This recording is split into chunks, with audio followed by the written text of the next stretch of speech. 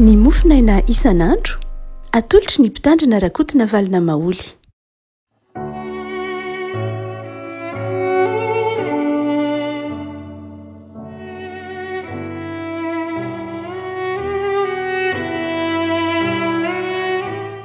Falmiarahaba antsika revaka malala tratry ity zoma fa 20 ny volana may ity. Ny boky ny Isaia mpaminany no ampaherezana antsika rehavako ho voalahatra ho mofinaina. Isaia toko fa 4:20, Isaia toko fa 4:20 andiny voalohany ka hatramin'ny andiny fahadimy. Aminaran'i Jesosy. Fa ankehitriny dia miaino ary Jakoba mpanompoko sy ry Israely izay nofidiko. Izao nolazain'i Jehovah izay nahary anao, tsy namorona anao hatrany am-boka sady mamonjy anao. Aza matahotra ry Jakoba mpanompoko, ary ianao ry Jesorona izay nofidiko, fa handatsaka rano amin'izay mangetaheta, ary rika ho amin'izay tany karakaina. Eny handatsaka ny fanahiko amin'ny taranaka ao, ary ny fitahiako amin'ny teraka ao. Dia haniry eny amin'ny ahitra tahaka ny hazo malahelo eny anilan'ny rano mandeha ireny. Ny anankiray laza hoe an' Jehovah, ny anankiray koa ankalaza anarana hoe Jakoba, ny anankiray koa indray hanoratra amin'ny tanany hoe an' Jehovah, ary ny anarana hoe Israely dia ho tononona ampanatsana. Ray masino manamasinana amin'ny fahamarinana ny teninao ny fahamarinana. Amen. Misy tena mahasamihafa mihitsy ny fomba fijery jiosy sy fomba fijery kristianina momba ny atao hoe famonjena, na momba ny atao hoe fivavahana mihitsy koa aza. Marina loatra fa samy mampiasa ny testamenta taloha izy ireo, mitodika amin'Andriamanitra ray zanaka, mitodika amin'Andriamanitra rain' Jesosy Kristy Tompo, na vavahana jiosy, na isika kristianina moa mazava azy mitodika amin'Andriamanitra rain' Jesosy Kristy Tompo. Mahasamihafa azy dia eo amin'ny lafiny fifandraisana amin'Andriamanitra, ny fomba fijerena an'Andriamanitra. Ny vavahana jiosy amin'ny testamenta taloha manome toerana amin'ny fahamasinan'Andriamanitra tahaka ny vavahana kristianina ihany. Saingy ny vavahana jiosy izay asehon'ny testamenta taloha, raha mijanona amin'ny testamenta taloha ihany izy, dia ilay Andriamanitra izay aton'ny olona, ilay Andriamanitra izay mitaona ny olona ho amin'ny fahamasinana.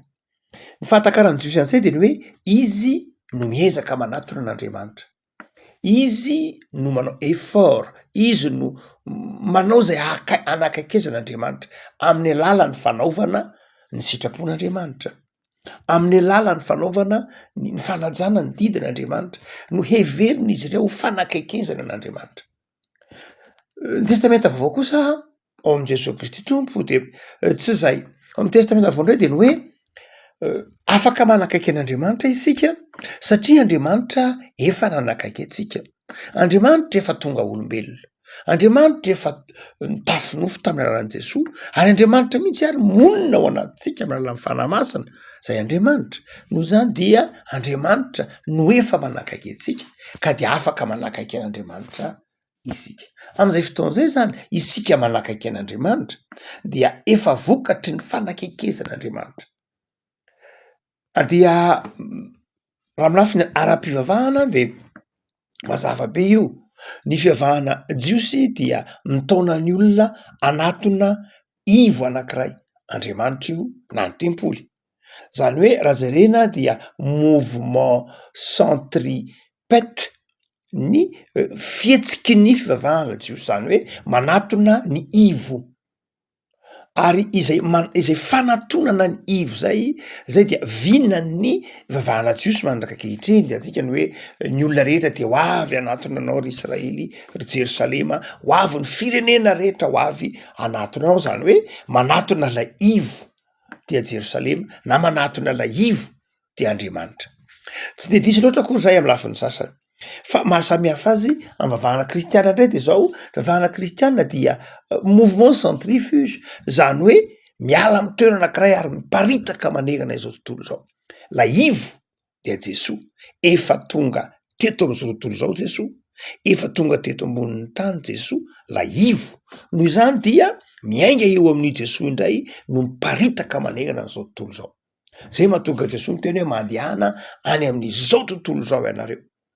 Izay fiaingana amin'ny toerana anankiray miparitaka amin'ny toerana maro zay dia nanamarika ny fihitarany fiangonana ao amin'ny asan'ny apôstôly manomboka amin'ny asan'ny apôstôly toko fa 3:10 zay nanirahana am-Barnabasy sy Saoly ary dia niparitaka nanerana ny izao tontolo zao ny vavahana kristiana ary io natonga ny Jiosy ny alina ny kristianisma tamin'ny fotoan'andro satria aingana kokoa ny fotoam-bavahana kristiana no lay kristiana zay tsy mikopaka ny olona anatona azy fa lay kristiana manatona ny olona lay fivavahana tonga manakaiky ny olona lay fivavahana lay fahalalana lay fahendrena lay fahasoavana manatona ny olona tsy ny olona zany manao ezaka tsy akory fa ny ezaka efa nataon'Andriamanitra ny ezaka ataon'ny fiangonana fa tonga eny amin'ny olona ny filazantsara.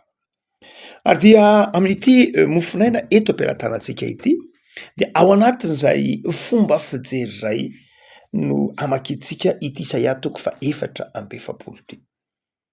Rehefa manome toky antsika moa Andriamanitra, rehefa miantso antsika Andriamanitra ka manome toky antsika manao hoe mpanompoka ianao, izah no nifidy anao, izah tia anao, izah miasa, izah momba anao, inona ny akon'izay? Inona ny akon'izay? Tsy amin'ny fiainany tsirairay ihany satria tsy ilay tsirairay individu, tsy ilay tsirairay akory no resahan'ny tompo eto na dia tsirairay mitambatra ihany ary ny manome Israely fa lay firenena mihitsy. Lay firenena mihitsy tsy lay fiangonana mihitsy rehefa tenenin'ny tompo zany lay fiangonana, tonon'ny tompo ny fiangonana, tonon'ny tompo isika hoe mpanompoko ianao, tiako ianao, zah no nifidy anao. Inona ny akon'izay? Dia afaka maka lafin-javatra efatra isika amin'ity 5 ity. Efatra, tsy haiko sendrasendra koa ny efatra. Rehefa miteny hoe efatra isika dia ny efatra dia mandrakariva isa raha ao amin'ny apokalipsy fotsiny ohatra na ao am-bokin'ny Daniel dia ny efatra dia milaza izao tontolo zao. Milaza ny tany sy zay rehetra eo aminy, milaza vaza-tany efatra. Zany hoe ny efatra dia tsy inona akory milaza lay fifandraisan'Andriamanitra amin'ny tany, ny fifandraisan'Andriamanitra amintsika olombelona. Ilay fiangonana izay mahatonga an'io hoe hitako avy tany an-danitra misy efajoro tahaka izany vazatany efatra, rivotra efatra ny vazatany sy ny sisa ao am-bokin'ny apokalipsy. Lay efatra zany dia izao toy ny milaza lay tany sy izay rehetra eo aminy. Eo amin'izany tany sy izay rehetra eo amin'izany no honena ny fiangonana na ny marimarina kokoa no iasan'ny fiangonana.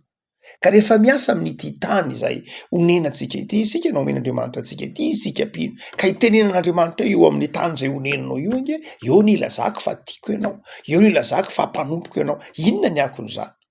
Dia ireo zavatra efatra teneniny 5 ireo. Rehefa miasa mahery amin'ny fiangonan'Andriamanitra, rehefa miasa mahery amintsika Andriamanitra, mandrotsaka ny fanahiny amintsika izy, manonona antsika hoe zanako ianao, zah no niteraka anao, dia inona ny akon'izany? Amin'ny vazatany efatra. Inona ny akon'izany? Dia ny akon'izany dia izao mahatonga antsika vavolombelona eto amin'ity tany ity, mahatonga antsika misandrahaka, miparitaka manerana ny vazatany efatra. Tsy mijanona amin'ny toerana anankiray. Tsy voazo ny toerana anankiray. Rehefa miteny ny tompo hoe mpanompoka ianao, ny dikan'izay mission, ny dikan'izay asa. Mandrakariva mantsy rehefa neritreretintsika hoe miteny Andriamanitra amin'ny hoe mpanompoka ianao dia amin'ny lafiny individuel na amin'ny lafiny tsirairay foana no raisantsika azy hoe mpanompoka ianao dia tahina zany, karakaraina zany amin'ny fiainany tsirairay mitombona tsara mihitsy zany. Mitombona koa zany amin'ny fiainan'ny fiangonana. Fa izao ny dikany hoe mpanompoka ianao koa dia mission, fanirahana, tsy hoe fitahiana ihany fa asa, iraka, zavatra atao, programme, zany ny dikany teny hoe mpanompoko ianao. Raha miteny zany Andriamanitra aminao manao hoe mpanompon'Andriamanitra ianao, mpanompoka ianao, zanako ianao, tiako ianao, dia aza dinoina fa mission koa zay. Amin'ny ny faefatra ty ara dia rehefa miparitaka ny amin'izao tontolo zao ary isika, mandray lay mission no ny asan'ny fanan'Andriamanitra, mahantanteraka lay asa misiona, lay asa tian'Andriamanitra ataontsika, dia ny akon'izay eo amin'izao tontolo zao de ny apahany voalohany isy teny hoy ny bokiny Isaia mpaminany hoe an Jehova.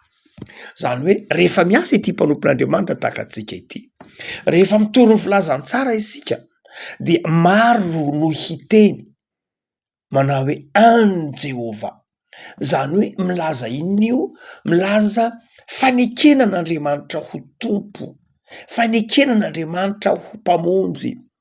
Zany hoe isy akony amin'ny zao tontolo zao zany ity mission any mpanompon'Andriamanitra ity, tahaka anao, tahaka ny fiangonana, ahatonga olona hijoro vavolombelona manao hoe zahay dia an'Andriamanitra, zahay dia anompo an'Andriamanitra. Ao bokiny Zakaria mpaminany misy teny tahaka zao manao hoe isy olona hiteny manao hoe mba hiaraka aminareo zahay satria fantatray fa ao aminareo, fa momba anareo na miantany aminareo mihitsy Andriamanitra. No zany de izao ny akon'lay mampanompon'Andriamanitra atsika, ny akon'lay iraka mpanaovan'Andriamanitra atsika de izao hiteraka fanekempinoana io, hiteraka fanekempinoana io, hiteraka fanolora-teny io, hiteraka valiteny manoloana an'Andriamanitra io manao hoe an Jehova. Ny bokin'ny Isaia mpaminany toko fahaenina dia mametraka fanontaniana indray maka Isaia araka ny faminaninany hoe iza no irakay. Dia hoy Isaia mpaminany manao hoe za maly hoe ity irao aho. Zay io valiteny voalohany ateraky ny asa amin'ny mpanompon'Andriamanitra eto amin'izao tontolo zao io. Isy olona hamaly manao hoe ity irao aho an Jehova. Rehafako zay mahatonga antsika tsikivy satria aisika manao ny asan'Andriamanitra ary Andriamanitra ny mampahita vokatra atsika.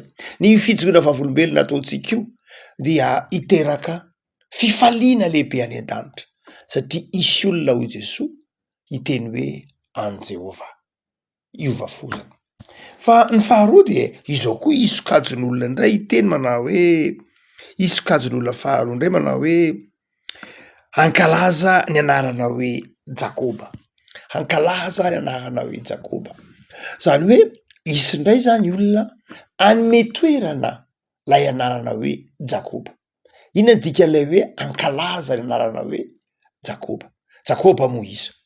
Jakoba lay nofidian'Andriamanitra, lay nanorina ny firenen'i Israely. Ka raha miteny hoe hankalaza ny anarana hoe Jakoba dia ny ao an-tsaina amin'izay fotoan'izay dia tsy inona tsy akory fa ilay miivo indray am'lay asa soa, miivo am'lay asa, lay finiavana, lay fitiavana. Nisy tokony adonontsika dia marina fa Jakoba raha mitantara nanana ny anarana hoe Jakoba rangem-paminga ny aneviny, fa raha mijery ny toko tamin'ny ny anarana hoe Jakoba isika de tsy inona tsy akory fa lay olona zay loharan'ny poiran'ny fireneny Israely. Zany hoe isy olona zany rehefa mitory ny filazantsara isika dia isy olona ho tia asa soa, isy olona ho tia manao zavatra tsara, isy olona ho tia miezaka, misy olona ho tia ateraky ny fitoriana filazantsara.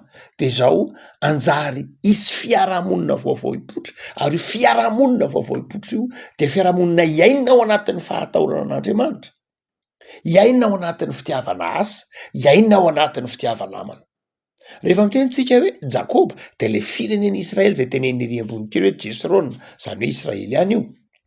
Izay ity zavatra ity filazan'ny tompo amintsika ity hoe mpanompoko ianao, tiako ianao, de hiteraka ny asa ataontsika de hiteraka fiovam-piarahamonina, hiteraka fiarahamonina vaovao tahaka ny Israely, ary fiarahamonina zay iorina amin'ny fitiavanamana, iorina amin'ny fahatahorana an'Andriamanitra, iorina amin'ny fitiavana asa sy ny finoana. No zany de fanamby lehibe mihitsy zany ny apetrak'Andriamanitra amintsika. Zay mahatonga an' Jesoa ny teny manao hoe ary anao asa lehibe no zahazy anareo, satria aniraka anareo, aniraka ny fanahy any aminareo any fanahy masina, ary anao asa lehibe no zahay anareo. Inona lay asa lehibe?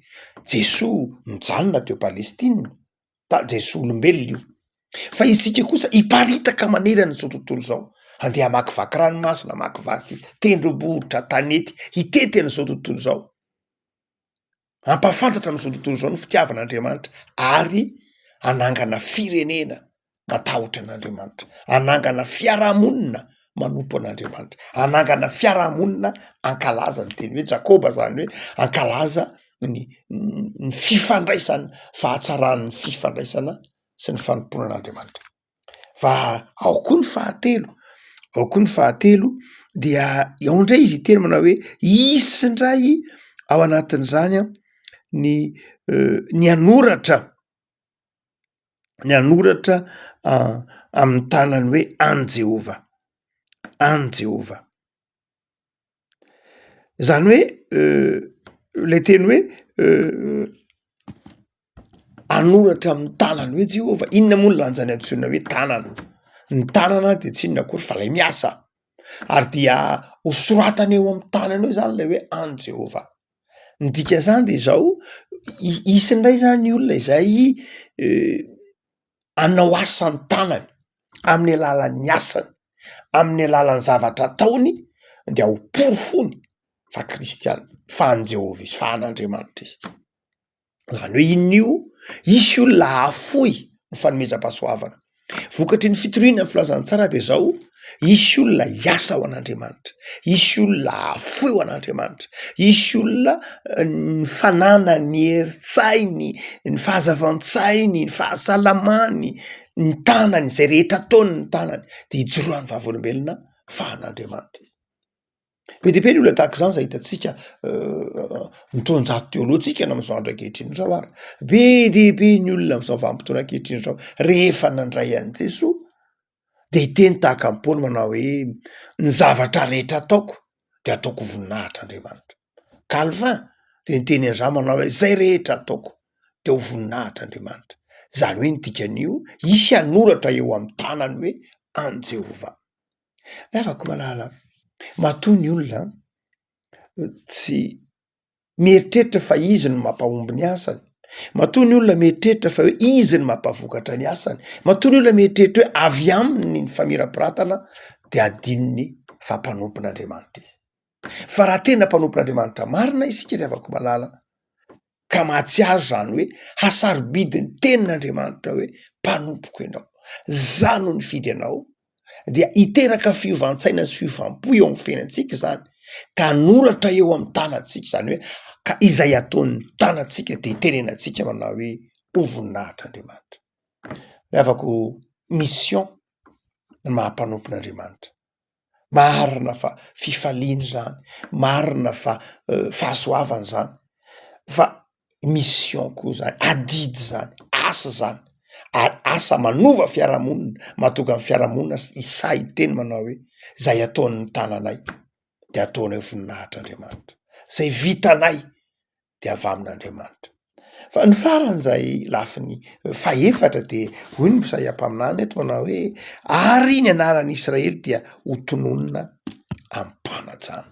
Zany hoe isy indray zany avokatry ny asantsika, vokatry ny fitoriana filazantsara ataotsika, vokatry ny fahatsapan'ny olona fampanopin'Andriamanitra isika ka manao ny mission zay asian'Andriamanitra ataotsika de zao ho tononona mpanajana ny Israely. Inona moa io? Ny fiangonana. Ho tononona mpanajana rehefa miteny hoe fiangonana de zao ho atsain'ny olona zany, ho omen'ny olona voninahitra zany. Tsy fiangonana ho vingavingain'ny olona sanatria, tsy fiangonana sanatria mampisalasala ny olona sanatria, tsy fiangonana miteraka fisalasalana sanatria, fa fiangonana mahatonga ny olona manaja an'Andriamanitra, fiangonana mahatonga ny olona manao hoe mba ho ao amin'ny fiangonana io zahay, fa fantatray fa ao ny fahamasinan'Andriamanitra, mba hanompo an'Andriamanitra ao amin'ny fiangonana io zahay, satria fantatray fa ao Andriamanitra. Miteraka fanajana ny fiangonana, miteraka fanajana n'Andriamanitra, miteraka fahatahorana an'Andriamanitra ny fijoroantsika ho mpanompon'Andriamanitra.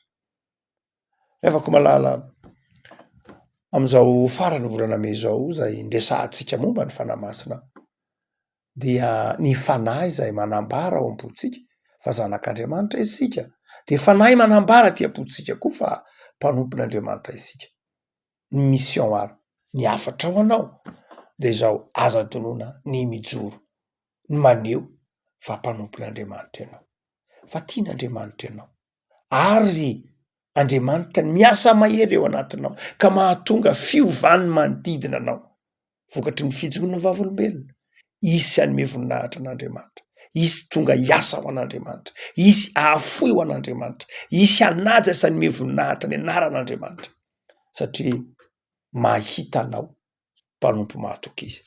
Jesosy any hitahiry anao mpanompo mahatoky mba hahafahanao mijoro vavolombelona ka ahatonga ny manodidina anao hanome voninahitra an'Andriamanitra noho ny fisianao noho ny fisitsika eo anivon'ny fiarahamonina. Ivavakisika. Tompo misaotra anao zahay noho ny amin'ny afatrao zay mampahery anay fa mpanomponao zahay mpanomponao ary manana adidy manana andraikitra satria efa nanatona anay ianao efa mitoetra ty anatinay ianao dia azo anay antoka fa mpanomponao zahay. Ny fijoroana vavolombelona mahampanomponao anay dia mahatonga fiovana eo amin'ny fiarahamonina tsy mahatonga fiovana eo amin'ny fiainana ihany fa mahatonga fiovana ny manodidina anay ka mahatonga ny manodidina anay handray fitahiana mahatonga ny manodidina anay handray fifaliana mahatonga ny manodidina anay handray fiadanana. Da io ary ty tontolo andro nay ty Tompo ho tontolo andro anarahanay anao ho tontolo andro ijoroanay vavolombelona fantatray fa na dia malemy azy izahay ianao mahery ianao miazona anay ka mahefa ny fijoroana vavolombelona ampanaovinao anao izahay raha koa fe mihery ny fanahinao masina hatran'izay ho mpanompo mahatoky misaotra Tompo am'izay fijoroana vavolombelona anafinao anahery ary atao feno fifaliana ny tontolo andro na ianio amin'ny anaranao Jesosy. Amen.